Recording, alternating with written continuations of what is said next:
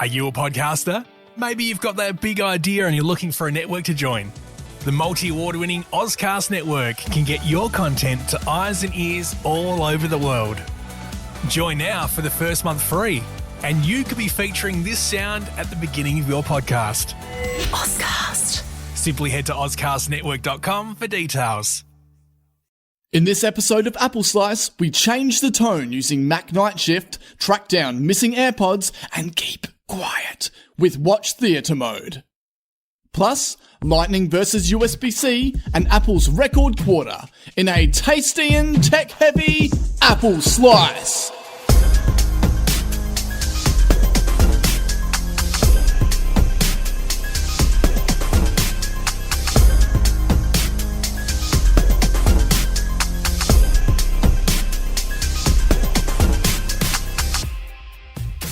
With 2016 now over, the product launches have gone, and March event at least 6 weeks away. I'd say the excitement has lapsed a little, although, Nick, you know someone that's going to be very happy in 6 weeks? Yeah, only in 6 weeks. Michelle's getting some AirPods, which will be pretty cool. She has been a little bit jealous of mine, I think is fair to say. They really are cool, so she's been keen to get her hands on some, so... I think that since you did your review, I don't know whether it's just because I'm paying more attention to it, but I go out, for the walks, got the AirPods in, and the wires are just extra frustrating. Like, I'm sure they're doing the same thing they've always done, but they're ever present. They're just, I'm like, oh man. AirPods would be really good right now. So yeah, I use AirPods for the podcast, and last recording it hurt my ears so much, just the way the wires were pulling down on my ears now that they're used to these super light AirPods. So yeah, it's kind of like once you go there, you can't go back.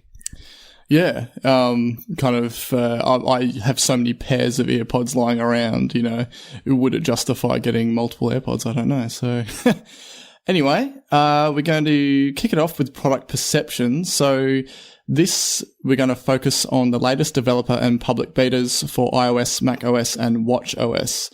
But before we get into that, it's not confirmed yet, but it looks pretty likely that iOS 11 is going to stop support for 32-bit apps. So people think of this is the case because they've seen banners in the latest iOS developer beta. And basically apps now are required to be 64-bit, and so iOS 11 is going to be only 64-bit. So previously... in 2015, Apple made a requirement for developers to create 32 and 64-bit versions. So they're kind of now pushed 32-bit out of the way. So if this is true, this would mean that iOS 11 is not available for any iPhones below 5S. This includes 5C, and any iPads below iPad Air and iPad Mini 3.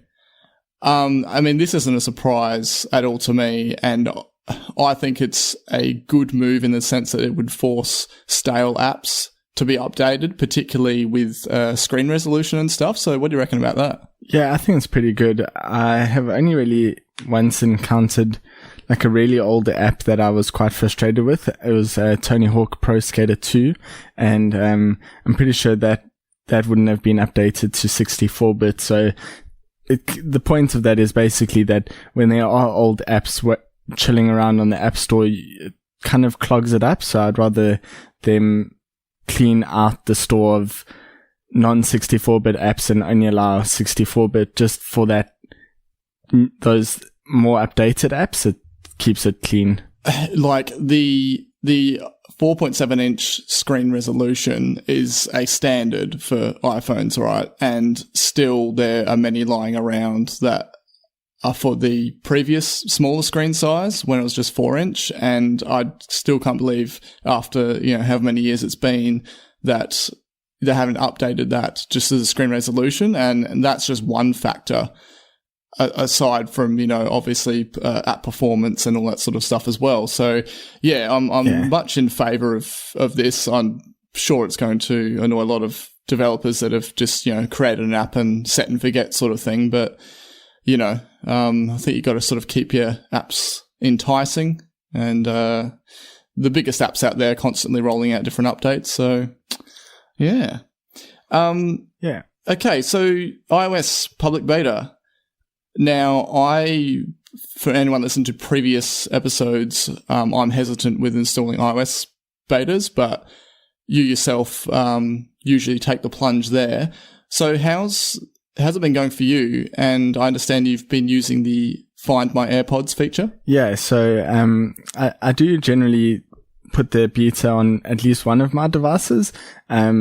It's usually like the oldest device that I have, which between the phone and the iPad, which now happens to be my iPad Pro. So despite it being my favorite device, I thought I'll take the plunge. And it has Find My AirPods. I've kind of just checked that it works. I haven't actually needed to use it before. So it just comes up in your Find My iPhone app as one of your devices, but they weren't like automatically online. So, like it has like the little offline icon if it can't pick them up immediately. So it first needed to pair and then kind of realize where they were initially, and then it worked better. So that I wouldn't expect that if you've just set them up once that you could, or well, if you've never actually gone into Find My iPhone and checked that they work, I wouldn't expect automatically that they work. But if you do need to find them, you can click a little make a sound button, and then you can choose which of the AirPods, if you've got one in your hand, for example, and you only want to find the other one, you can do that, and they make quite a loud noise. I haven't actually tried that out, but I've seen quite a few videos of that, and it seems to be like the noise is surprisingly loud considering how small they are. It just goes to show what they're capable of. Not that anyone would want that blasting in your ears. Yeah. Definitely don't test it while you're wearing them. Yeah, do not try this at home scenario. I understand from videos and reviews that the actual volume increases, like the sound it emits doesn't start at full volume, which I think is a good measure in case they were, for some reason, you still had one in your ear and you had lost the other, but you were trying to, you didn't specify which side to find, sort of thing. Yeah. I know a lot of people have had, well, it's been like a running joke since the AirPods were launched, right? Is, you're just going to lose them. What if you lose them? They've kind of put the onus on Apple to come up with a solution for people losing it, which I kind of thought was a bit unfair. Losing is up to you to not do, right? So just take better care of your devices, and I don't know. I really don't know why people think that, but why they think the onus is on Apple. But anyway, there was almost like a Find My AirPods third-party app, and Apple shut that down, and there was a lot of controversy over that, and Apple's reasoning unofficially was that their method for using their method for finding them wasn't effective. So, one of the developer guidelines is that apps have to do what they say they're going to do, and they didn't feel like they could actually really find them. So it's good to see that despite removing that, because there was a bit of backlash, that they have their own solution and people can kind of move along with that now. I think ultimately it's good in that step that they've wanted to create the best solution for Find My AirPods that you can, considering that, the AirPods themselves don't feature any sort of cellular connectivity, well, yet anyway. And yeah, that basically it's more of a peace of mind thing. I mean, ultimately, you should, given the nature of the truly wireless nature of AirPods, I mean, you should be, taking as best care and then awareness to where they are, being in your ears or in the little charging case. So, yeah, I mean, but it's good to know that's there. But when this does actually roll out, or if anyone is running the public beta, just I guess double check as to what Nick has said, to go to the Find My iPhone and just make sure that the actual AirPods appear in there. And so one of the things that I think was pretty cool that I forgot to mention was it's also just useful more so to know, are they at the house, or are they somewhere else? Or like if you're at work and you don't have them, just to kind of have a rough idea if they are with you or not around you. So, let's say I go to work and I expect that my AirPods would be in my bag as usual, and they're not, and I want to check, well, did I lose them, or are they at home? So, I would log in to find my AirPods, and it would, if they weren't around me, it would then send a note to all my other iCloud devices to see if they're within their Bluetooth range. So, for people who don't take their iPad to work, for example, it would then send that to their iPad, which would then ping for the AirPods. And if they were at home, then it would show up on the map as at home. Yeah. So there are quite a few smarts around there. And so for yourself, would that be more, a MacBook or something that would pick it up? Like, do you take your iPad with you, or is that more of a home device now? Yeah, I take my iPad with me to work every day, so it would definitely just be my MacBook Pro. It would be really cool if they used your family's devices too. Yeah, maybe as they continue the rollouts with the betas here. So, if anyone doesn't realize, this is the first rollout of these betas that we are discussing. So, interesting that you should say that. Yeah, the Find My AirPods technically existed from a third party prior, and now Apple has sort of taken the reins. And the same thing occurred with a app called Flux. So this essentially is what Night Shift is available for Mac. And this is where we move into the next segment, that I installed the Mac OS public beta 10.12.4, and features just a bunch of enhancements, but the main feature being Night Shift on Mac. So again, Apple have they're bringing everything up to the same level with each other. I mean, usually the Mac receives features that bit behind other devices, but I'm very happy that Night Shift is now available on Mac. So, tried it out on my MacBook Pro, and because as my MacBook Pro is pretty new, I don't store that much on there at the moment, so I just backed that up before. Bit of a safety measure there. So, yeah, how does it work? Well, the easiest way is to use Siri. Unfortunately, being a beta 1, Siri was a bit buggy to trigger at the start, but once I got it working, it was great. The unfortunate thing now that I've realized is that I haven't used Siri that much on the MacBook Pro yet, despite the fact there's the dedicated button on the touch bar, but I automatically said, "Hello Siri," to the MacBook Pro, expecting it to answer. Now that I've got the phone and the watch, there's still that bit of confusion there. It's just I just assumed that it would work, even though I know it doesn't exist. Yeah, it still bugs me that it doesn't exist.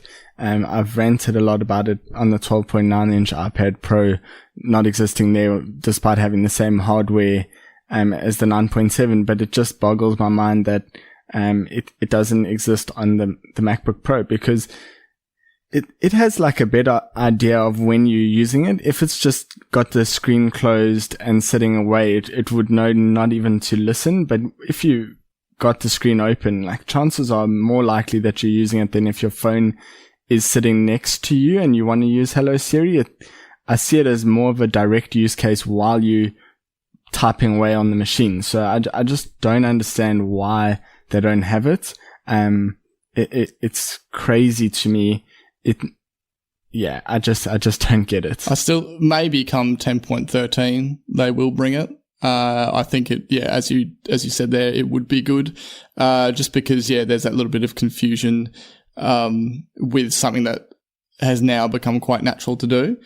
But of course, to manually access this, go to System Preferences, Display, and then Night Shift, and you can set a custom time, or like sunset to sunrise, which is based on your location. So, what do you use for the timing? I set the timing to the same as my phone, so 9 p.m. to 7 a.m. Okay.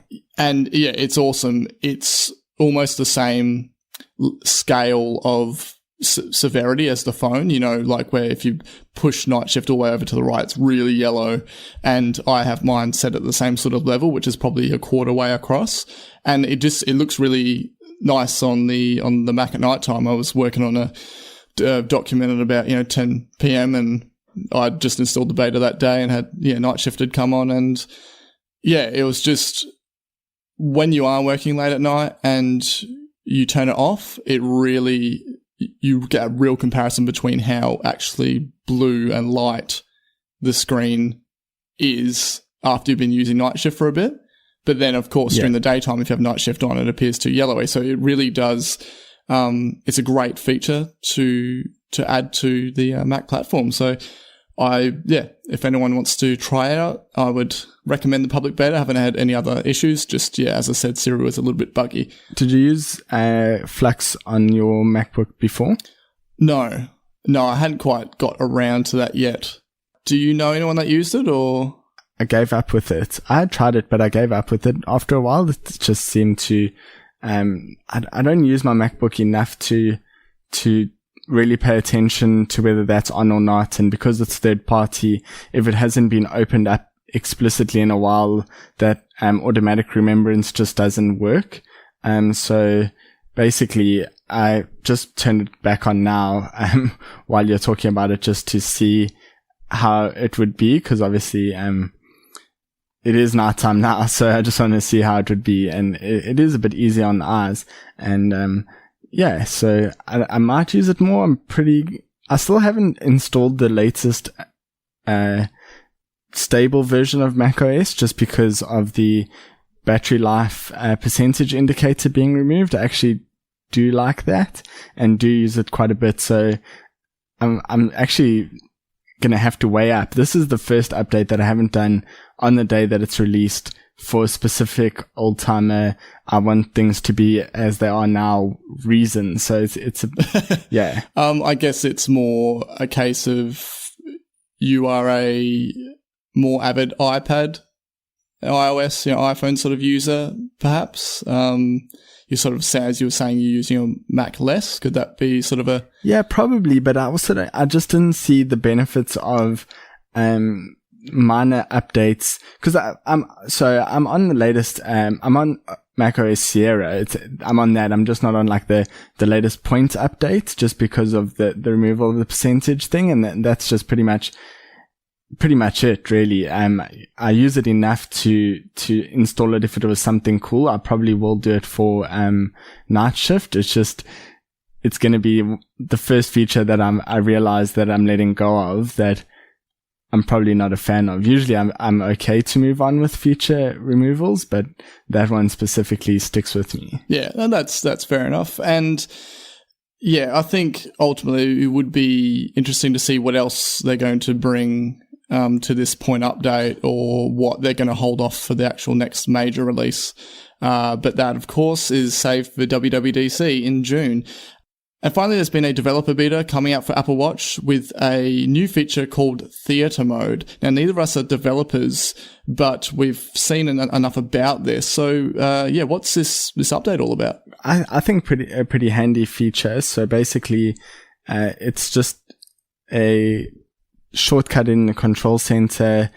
It enables this mode where you can still get notifications, but your screen, so you'll feel the vibration, but your screen doesn't light up. And even if you raise your wrist, you actually have to tap it to wake the screen. So yes, that avoids any unintended movement in the theater that results in your watch distracting other people or potentially you. So yeah, I'm quite a fan of this. I've noticed, obviously I've had the watch for almost 2 years now, so pretty much every time I go to a movie, this happens. I never really thought of it as much of a big deal, but it certainly is noticeable. When I mentioned to Michelle that this was coming, she was really excited and agreed that this was something that was needed. Both of our watches are pretty much always on silent, so it's not really a sound thing that makes a difference for us, but I think it's pretty cool. Yeah, I definitely think so. It'd probably be even more useful for people that have their watch face set with a photo wallpaper, because that would emit more light upon raising your wrist in a cinema or such. So yeah. Now there is a bit of a confusion. So first of all, America primarily, calls going to the movies or going to the cinema, they call it a theatre, right? And especially here in Australia, and I'm assuming maybe the same in South Africa, we just generally call it movies or cinema. And of course, the icon for it is the happy face, sad face masks that you would associate with something like the opera.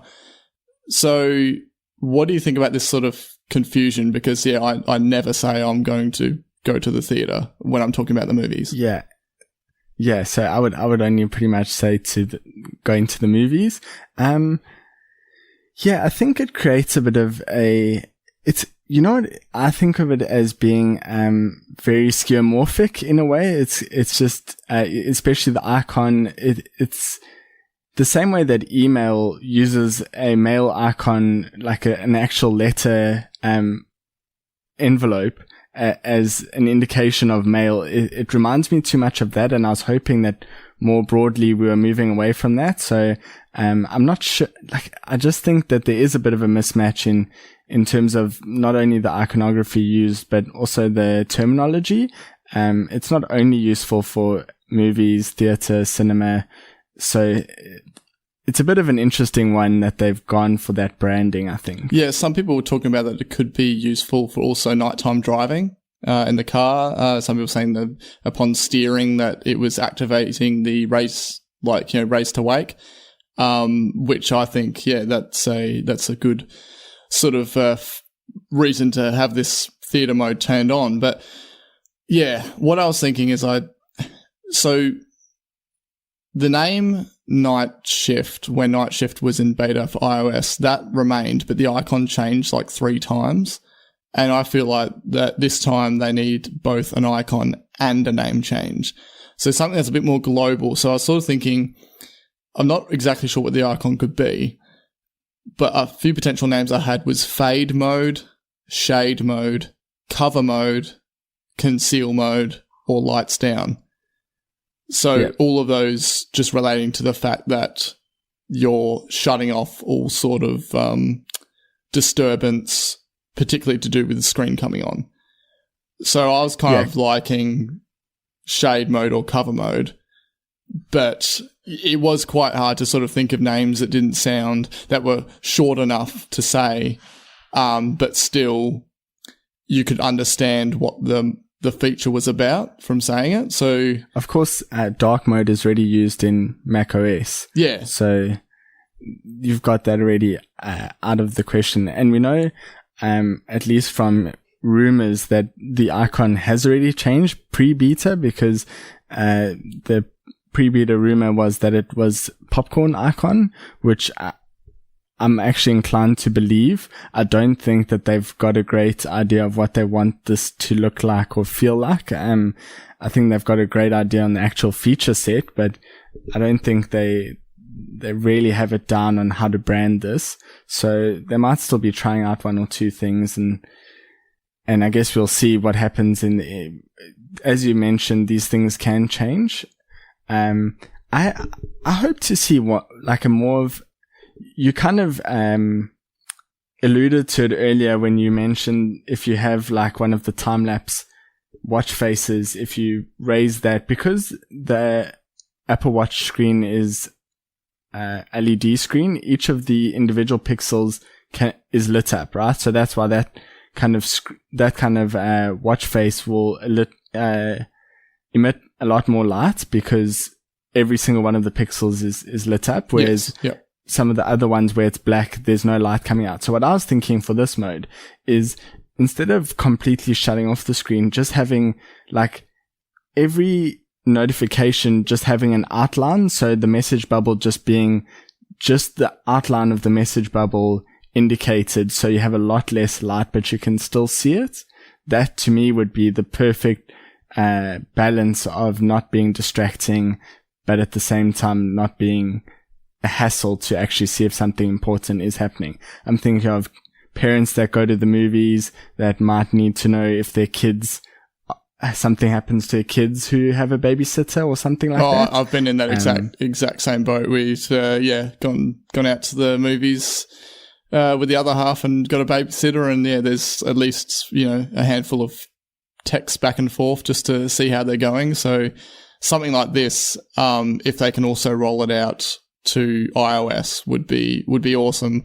I love your suggestion of having a outlined version, because ultimately if you're getting a notification, you'll feel it on your wrist, and then you'll, particularly if you're thinking, okay, maybe it's the babysitter contacting me, you're going to want to turn the watch on and it's going to emit its full brightness anyway. So yeah, I definitely think that's a good idea, and maybe you should pitch that to Tim Cook. So yeah, it's funny you say that, because I've been watching some of the old interviews with Steve Jobs at the All Things D conferences, and there were a couple of questions after the fact. I found a lot of people asking him really stupid questions about like syncing their iPad or having to still sync their iPad. And I was like thinking to myself, this was one of the greatest businessmen to ever live, and you guys are asking him about the fact that you still have to plug in your iPad to sync. It's like tech support better or something. Yeah. Yeah, exactly. And he was just like, yeah, well, we're working on it. But then there were some other things where it was like cloud-based people that were asking questions, or cloud-based companies, and he was like, oh, we should talk. Or if other people had ideas, he was like, well, send me your idea. So just, saying, have a chat to old Tim there. It reminded me of that, where Steve was like, well, yeah, send us the ideas. We don't know every single thing. Maybe it could be something like, just take feedback. Just suggestions at apple.com or something, flooded with emails. So they do actually have it. Yeah, okay. Yeah. They do have something like that. Well, there you go. Send it through. I'll do a mock-up. I've used it once. Oh, what for? I suggested like an airdrop-like feature. Well, they definitely didn't take it from my suggestion, but it was before it was on the phone, and before I really knew about it on the Mac. So it was kind of just like a way to automatically connect iPhones over Bluetooth and send stuff. So yeah, definitely not because of me, but I did recommend it. Maybe you played part in what is one of my favorite features of Apple devices. So thank you, Nick. I'm not going to take credit for that, but I wish. So that's a bit of a beta wrap up. Of course, that's the first round. There will be more to come. And yeah, I'm definitely most interested to see where they take the naming for theatre/cinema/ I'm going to go with cover mode at the moment. So, okay. I'm just going to reuse dark mode. Yeah. Well, there you go. Maybe we just shoot that to suggestions email too. So, okay. Before we get into some other news, I'm just going to throw in a quick review. So, I don't have an iPad Pro. I needed a finer tip stylus for drawing on the Air 2. Now, I didn't want to spend too much because I hadn't used the stylus too much, even though I am very much into drawing. I did have one of those soft round end styluses, but they're just very unnatural to use, and it's hard to see what you're doing because they're quite fat at the end. So I went out to Officeworks and got the Adonit Jot Mini for $39. So this is one of those precision disc stylus. So it's like having a fine tip with a clear disc attached to the end that rests on the screen. So it doesn't connect or anything. There's no Bluetooth or tech inside of it. But the actual design itself is really nice. So I got the silver one that has an aluminium body and a steel end. So it looks quite premium, even though it's a cheaper stylus, and it has an actual clip cut into the body. Now this one being the mini, it's about 98mm long. So it's quite small. But hence the name, it's a bit more for like jotting down notes and less for actual, fine drawing. But, I gave it a go. So I had an album cover to do for my friend's band called Oddlaw, and I wanted to make it purely on iPad and purely in vector format. So I used the Adobe Draw app, which I've played around with before. Now, I posted a sneak peek of what I did on my personal Instagram, but when the full cover comes out, I'll share it on the Apple Slice account, so keep your eyes out for that.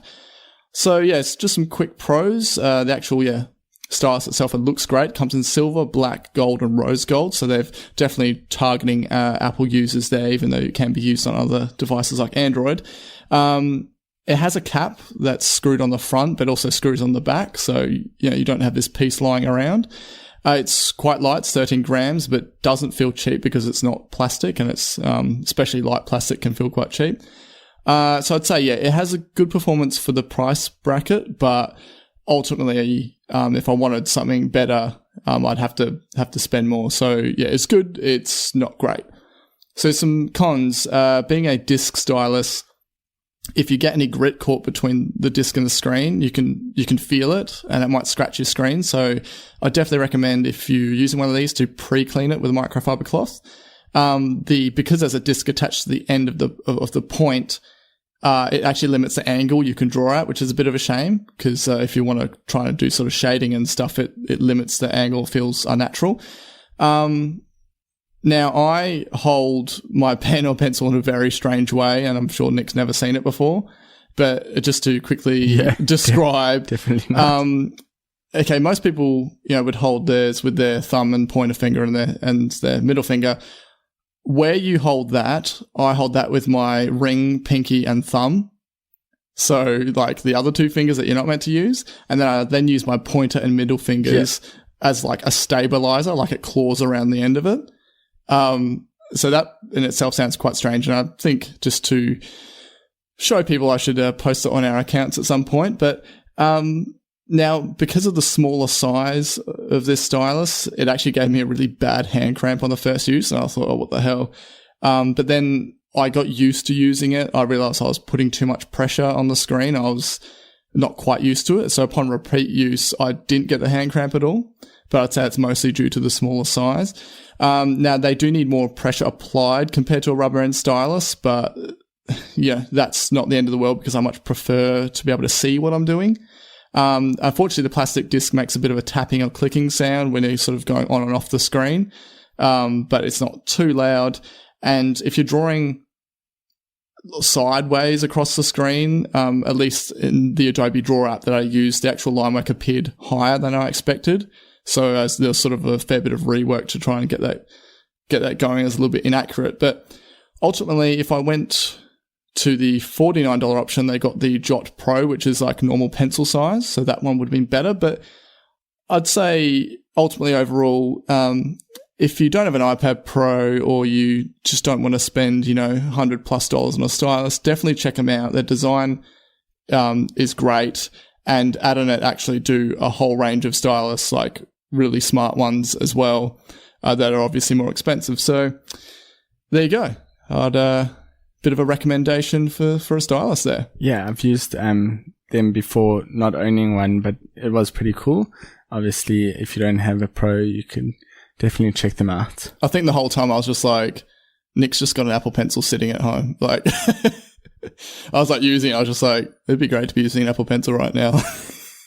Yeah, but I do love it. But I mainly use it for like typical worky stuff, not really creative stuff. Just like it sounds like we should just do a little swap meet or something, But anyway, yeah, it kind of reminds me of how powerful Notes has gotten on like an iPad. You can have your normal type away notes and then take the note. Like sometimes I'll take pictures of my colleagues' notes and then just draw over them. And yeah, so it's actually pretty powerful workflow compared to about 2-3 years ago, just before the redesign. So stylus plus notes plus markup plus photos in Notes is a really good workflow.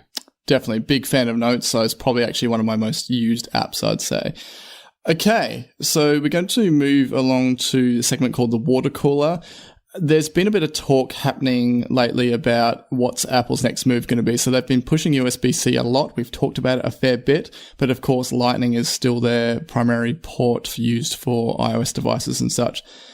So yeah, I mean, this has been a really hard one to think about. I don't know where they're going to go. I know in our predictions episode we said they're probably going to keep Lightning this year, but I could possibly expect USB-C next year.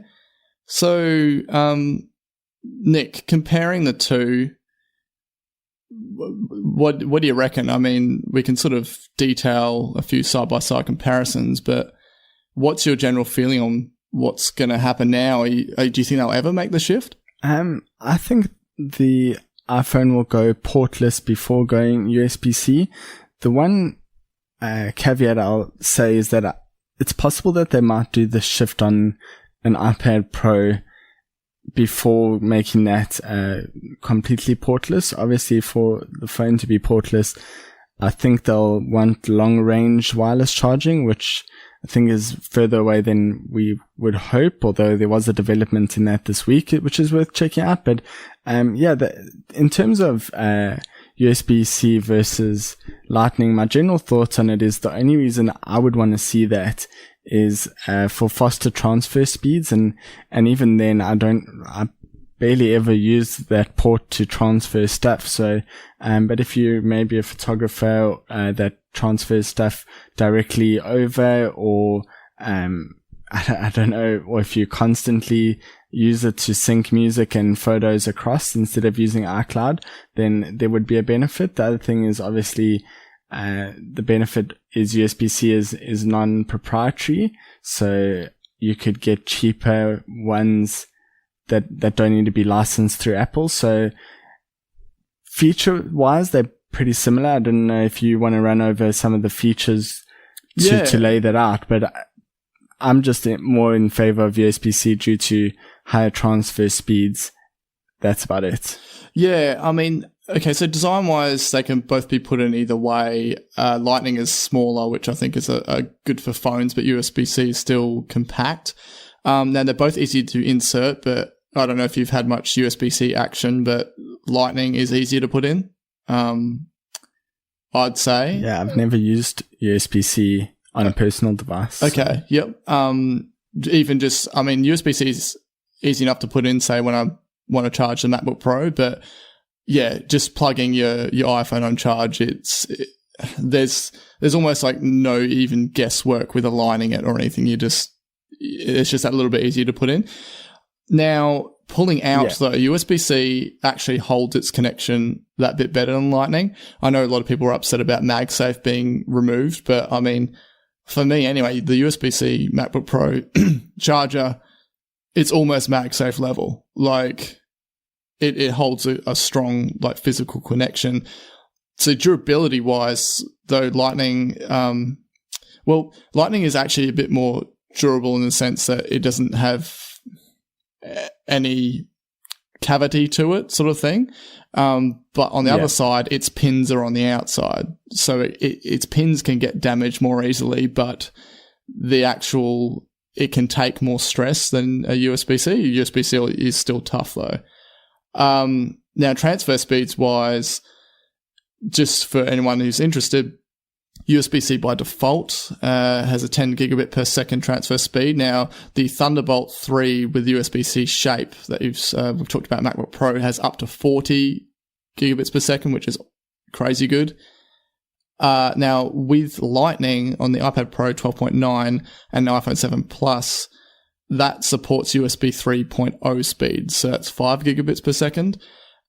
And this is sort of what I'm thinking, is that Lightning technically doesn't really have any limits yet.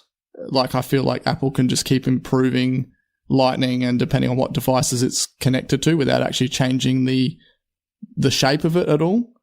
Do you think we could possibly see a 10 gigabit up to 40 gigabit Lightning cable? Yeah, I'm not sure of the physical limitations. I would imagine that there would be some in the future, but I think 5 gigabits per second I just remember being amazed at 10 gigabits per second at Thunderbolt a few years ago, and I don't think people are used to those kind of speeds at the moment anyway. Most consumers are still on USB 2, really. I think like a lot of the Windows side of the market is still used to those kind of peripherals and ports. So I think it's still faster than what most people are used to as a whole.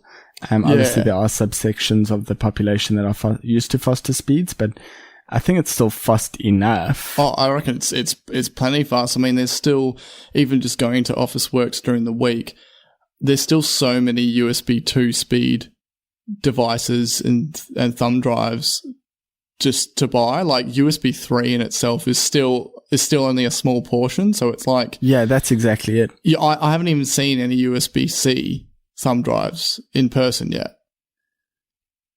Like, it's the future, but there is still this big lag behind something as important as a thumb drive and so widely used. So 5 gigabits per second is still really good. And I think it's only really like technophiles or people that, do video editing and such that would really be chasing those top speeds for transfer. But this is a real interesting one. It could go either way. I'm kind of inclined to think along the way that you're saying, that the iPhone could go portless and then it wouldn't be an issue at all. And eventually iPad too. So yeah, we're just sort of in this weird limbo with different ports and cables. I would say a downside to USB-C is there's actually different types of USB-C cables, like ones that, like, they all share the same port shape, but ones that have different requirements than others, and ones that don't work with certain devices. And at least with a Lightning cable, it's going to work. Yeah. So USB-C is universal but not uniform. Yes. So it can get kind of confusing. I know I definitely don't have a full handle of all the different types and subsections. And for example, all the ports on the new MacBook Pro are Thunderbolt 3 and then also USB-C because it's the same shape, but there are a whole bunch of different confusions around that where I'm not sure that I fully understand it, so I can imagine that it gets even more confusing for people that aren't tech savvy. Yeah, I think even by itself, I was showing people at work what USB-C was and they just didn't understand. They're like, what am I going to do with my thumb drive? Like, they're so used to the USB-A shape. Yeah. Because it's just been around for so long. Yeah. But it's so funny, after plugging in the MacBook Pro and charger, or plugging in my USB-C hub, I went to go put in just a regular thumb drive USB-A, and it just feels so archaic. In comparison, it just feels like this chunky monster that you got to try and like line up, and then you still put it in the wrong way, and then you got to check the end and then flip it over. And yeah, USB-C is very much the way to go for computers. But yeah, in terms of the Lightning factor, I mean, it would be good ultimately if Apple could move to a non-proprietary port such as USB-C, but yeah, I still don't know if there's a clear winner. People have been so used to Lightning now, and I think that Apple gets a lot of flack for any changes they make, right? And if they do suddenly change the port, do you know what I mean? Like, there's just going to be people complaining that Apple are trying to make money out of Lightning cable products and sales by making it Apple only. But if they change USB-C, there'd be that same amount of people complaining. Well, it's timely that you mentioned people complaining about Apple trying to make money out of that, because our next section basically talks all about their earnings, so we can break down whether that is true or not. Yeah. Okay. So we are switching over right now. This is a new segment I want to call the Apple Tree, because it's about Apple's earnings, growth, and record figures. So Apple regularly do earnings calls, but they've had a record quarter. So this happened on January 31st with Tim Cook and the CFO, Luca Maestri. Nick, do you want to break down some figures here for us? Yeah, absolutely. So they had $78.4 billion in revenue. And just before I carry on, be aware that if you start following Apple earnings, you'll become extremely desensitized to what a lot of money is. Exactly. Because these are just insane figures that just become normal. And then, so out of that 78.4 billion in revenue, they had 17.89 billion in profit. And I think that's more than revenue in companies like Microsoft, maybe. Oh, there were one or two where basically Apple's profit is bigger than revenue in some of the other bigger companies. So what made up their $78.4 billion in revenue was a record 78.3 million iPhones. So this to me really just was the definitive fact that just proved that all this media that says that no one wants to buy the new iPhone 7, everyone's going to hate the fact that it doesn't have a headphone jack, no new features, not an enticing upgrade. 78.3 million people thought it was enticing enough. Okay, maybe not all of them got the 7, but the number wouldn't be 78.3 million if not a lot of people were keen on the 7 and 7 Plus. So, I'm just picturing Phil Schiller being like, we did it again. You know what I mean? Like, exactly. High fives all round, yeah. And yeah, I saw an article where it was stated that there was an extra week in this quarter, and they'll just find any reason to hate on these numbers. It's just 78.3 million iPhones were sold. iPhone's doing really well. People are on board with it. Enough on that bandwagon now.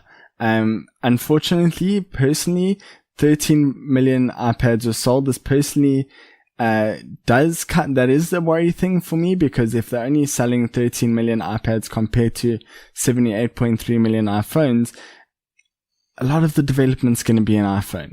Yes, there's a lot of money overall, but they see that as a market, and you know, Apple's a business, and unfortunately that means more resources will be going into iPhone. Luckily, Tim Cook is really into iPad and is really bullish on it, so that means that it'll probably get a bit more attention than if one of the other tech CEOs was involved. So I'm pleased with that.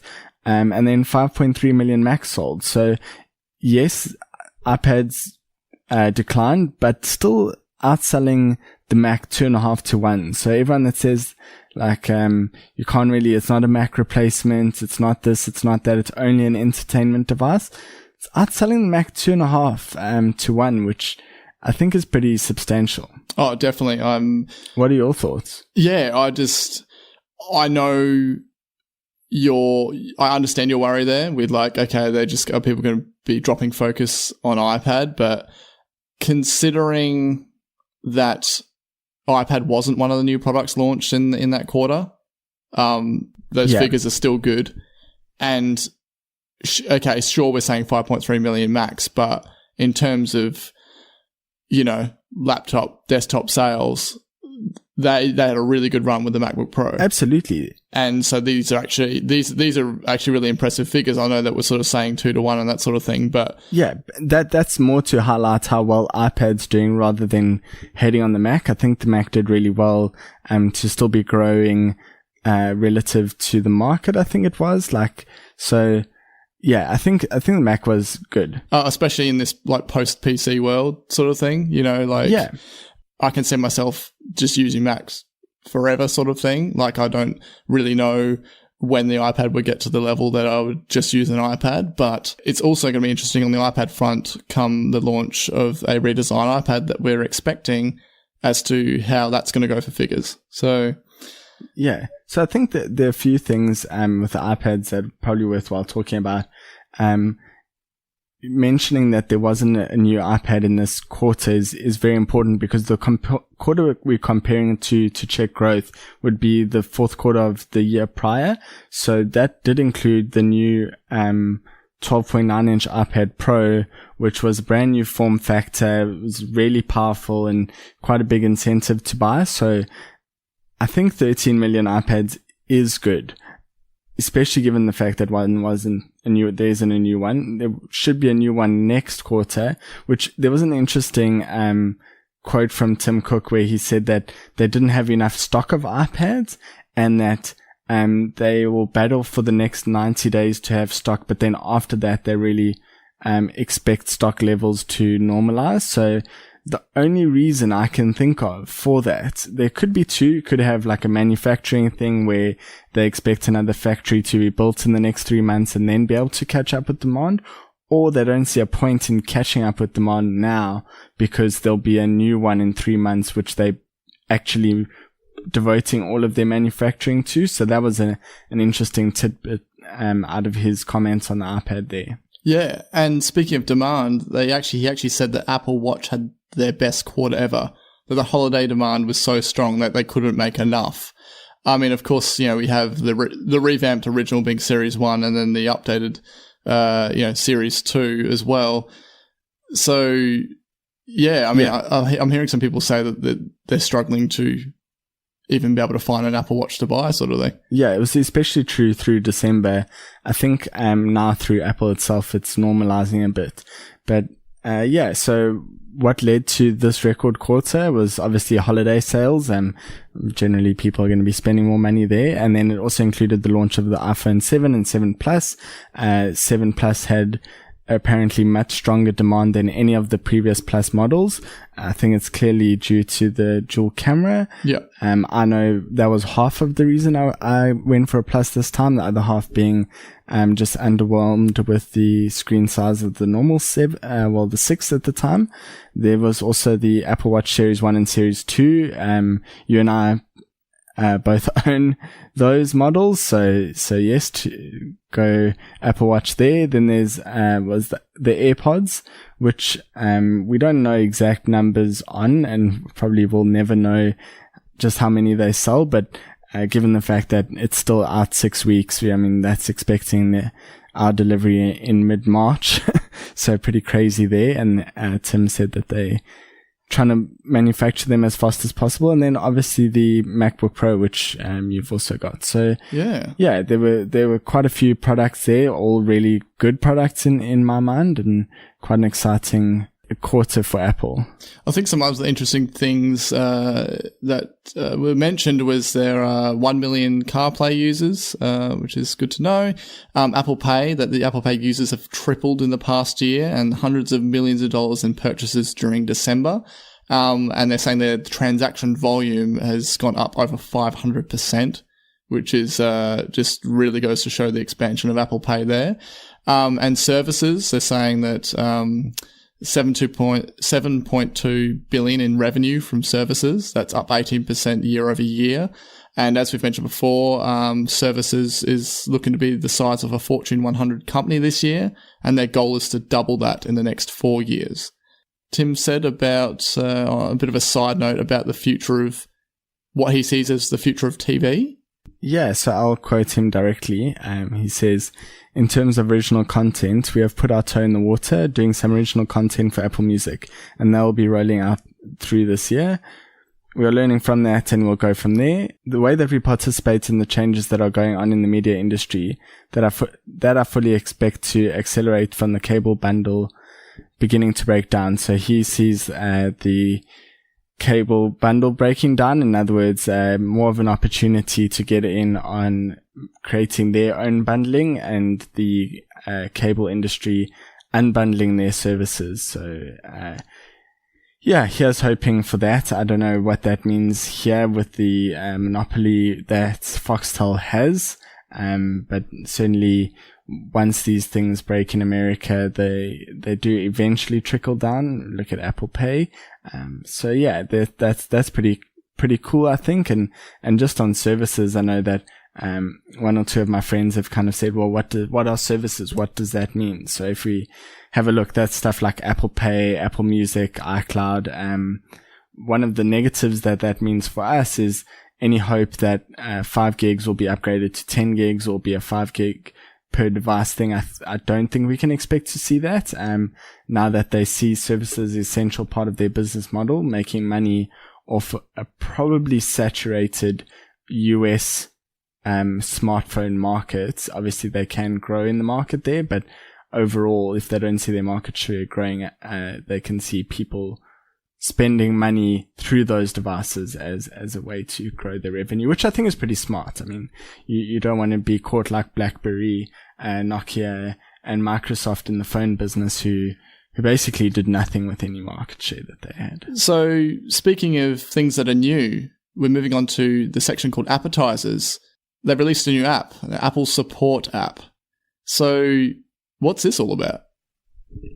Yeah, so this was launched in some random country end of last year, and then in the US, or actually like it was launched originally in about June last year, I think. I remember seeing it quite a while ago, then in the US a little while later, and I just randomly went onto the App Store the other day. I do this about once a month. Pretty comfortable with the apps I use, but just go on there and check if there's anything new, and I saw in the Australian store that the Apple Support app was in there. So basically, I think it was launched around late January, and what it allows you to do is easily access any support articles for one that are connected, for devices that are connected to your iCloud account. So it'll pull up all your devices that it knows that you have, with these nice little color coded backgrounds that show you what color device it is. and you can click through and either get support articles or book to see Genius consultant, or you can check the status of your warranty. It's exactly what it says is Apple support, and you can get phone support from there. It's pretty cool. It's a lot better than going through the website. So what do you think? Oh, I definitely love that, because they've just created this go-to area and something as easy and all in one place as an app. And I even love things like when it gives you the status of whether you have Apple Care or not, whether you're still in the range if you haven't actually purchased it. Such as I go to Apple Watch Series 1, which it says is second generation, by the way. And yeah, it says I'm still within the window of Apple Care support there. So that's handy to know. And I think my favorite bit ultimately, I mean, you know what I'm like with things visually, but I love the app icon. First of all, because it's like a variation of the health app with a small colored background and a small icon in the top right corner, and that being directly relative to the blue shirt with white Apple logo. It's immediately just makes you think of that. It really is a beautiful app icon. I feel weird saying that about this little 300 pixel by 300 pixel size icon, but it really does look pretty cool. And you know, especially since it plays a little part in actually ever using the app. So you mentioned something related to the icon that you found a bit weird. What was that about? So naturally, a new app comes out. I check if it has 3D touch support. This, of course, does, being an Apple app like most do. But it really grinds my gears when there's inconsistent 3D touch icons, in terms of that one icon to another looks like that they were designed by different people. And in this case, and very disappointingly so, there's different thicknesses to the line work of the icons. Like I've got the information one, which is really thin. And then, but I mean, the default share this app, that's just within iOS, and that's sort of medium thickness, but all other Apple apps have really awesome 3D touch icons, and this one is just like, I wish that they'd do a little update. Not that I'm going to be 3D touching it often, but just... If you compare the line weighting with the Apple Store app, as you say, you've got the Share the Share icon, which is standard weighting across all apps because it's default iOS. But then if you look at all the other ones, they've got like a consistent weighting with that one. But if you look at the Apple Support one, the T-shirt line weighting is much thinner. And then I'm not even sure if it's consistent with the little Get Info one. So yeah, I certainly see what you're saying there. Get Info one is the one that irks me the most, but I'm not convinced that is properly round. Yeah. I think there's like got a bit of a flat tire on some. This is not helping my almost OCD. It's 1 pixel wide instead of being 2 pixels wide. I don't think I'll be able to sleep now. Anyway. But as you mentioned before, we were describing... Just delete the app. Yeah, that's all right. We were describing the icon, and you said you feel weird about how you feel about an icon. Never, ever apologize for saying how beautiful an icon is. They can really make or break the fact as to whether I keep an app or not. There might be an app with great functionality, but if their icon sucks, I will delete it. Like, no questions asked. While we're on the visual thing, I feel like there are some Apple apps. So obviously Apple has teams, right? They have their health app team. They have their news app team. I think the news app has like 3 or 4 people that do it, but it is, I love Apple News. I just wish it had a get back to home button quicker. But other than that, I feel like health, Apple News, and the Apple Support app have like similar classes of teams that are just a little bit better than some of the other guys around. So, I think there's a bit of competition to be the best internal app team. Yeah, it'd be so interesting to be behind the scenes with this sort of stuff. If I could work for Apple just creating icons, like that'd just be the dream. So there you go. And just quickly, lastly, a bit of edible extras here. Speaking of visual things and my love for stuff including fonts, Apple have at least semi-rolled out their own font, San Francisco, across the website. So this is cool for me because I previously mentioned I didn't like the mix between having Myriad Pro and then used sometimes with subheading, sometimes not, and all this sort of stuff. And yeah, they've now created all within the same font family. I do think in some cases they could have used, lighter fonts for subheadings and heavier for, that sort of thing, create a bit more contrast. But that's cool, except for the fact that there are still existing product pages and other pages that have the previous style. And yeah, I just hope they kind of bring it all into one corporate sort of image, same font rolled throughout. But of course, they started off with their primary products they're advertising. But yeah, it's something was talking about since the start of this podcast, really. So yeah, you got to wonder what makes it so difficult to roll it out across their whole website. I've played around with a little bit of CSS. I don't know in your design work if you have. Yeah, definitely a lot. Yep.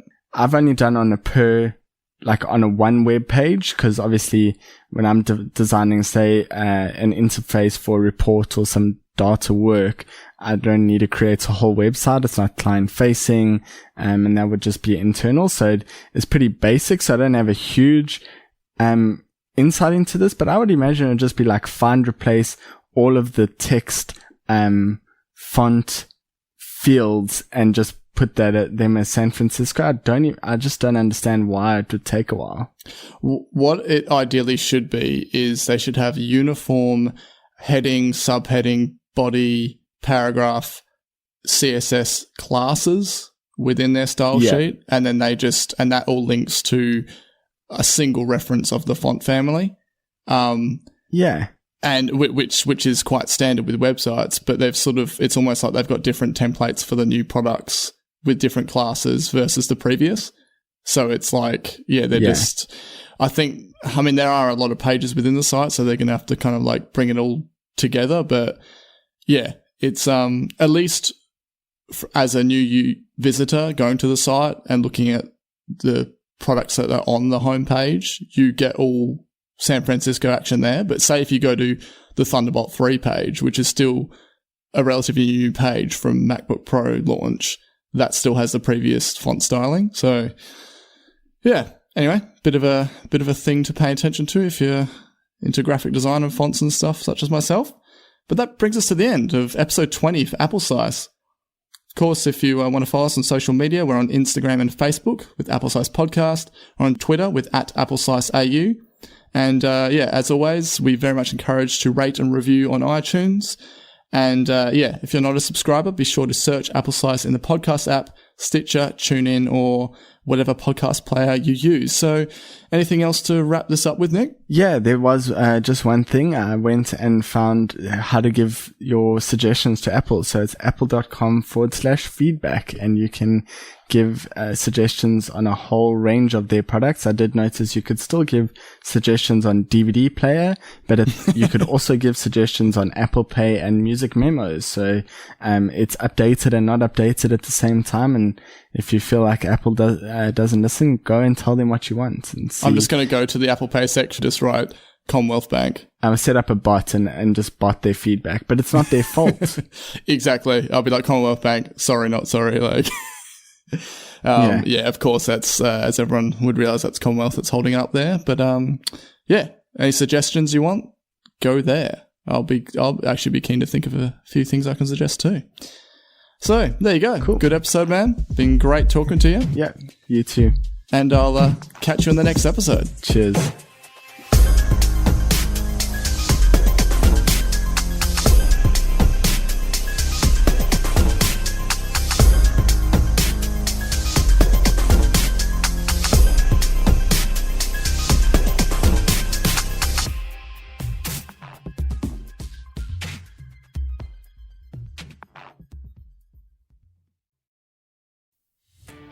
Are you a podcaster? Maybe you've got that big idea and you're looking for a network to join. The multi-award-winning Ozcast Network can get your content to eyes and ears all over the world. Join now for the first month free, and you could be featuring this sound at the beginning of your podcast. Ozcast. Simply head to ozcastnetwork.com for details.